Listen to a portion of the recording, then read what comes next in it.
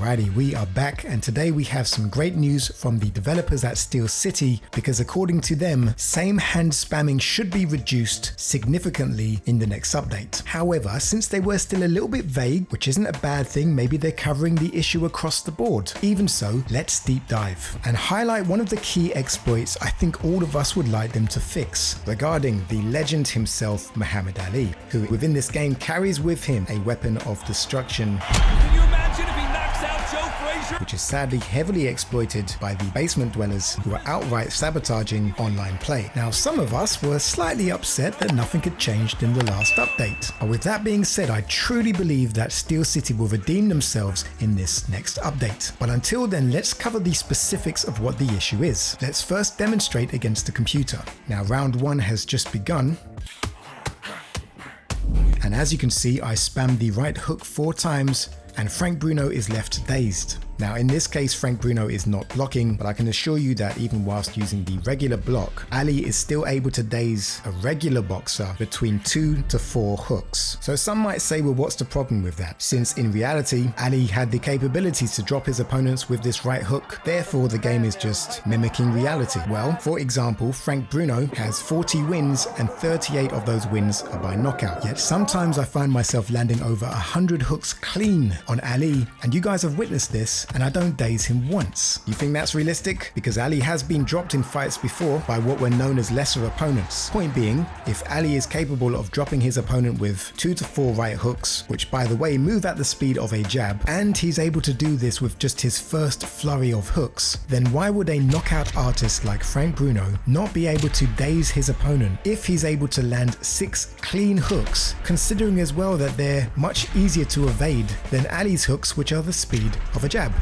We can demonstrate with Muhammad Ali in numerous scenarios how he's able to drop any opponent spamming the same hook, not only at the beginning of the fight, but also when he's exhausted and the punch is moving at the speed of a snail. I think most would consider this to be a bug that needs fixing, being that again, those purposely trying to sabotage the online play are using this move to do so. Now at this point, I know some would mention that by using directional block, you can counter the right hook spam and perhaps throw body shots and hooks whilst Ali stands in place. The problem is, when you use directional block, you can't move. So it becomes this weird stalemate where both of you are standing in the same place, waiting for Ali to throw the hook so you can counter. And keep in mind that your counter is nowhere near the speed of Ali's hook. So a capable Ali will still be able to catch you and daze you.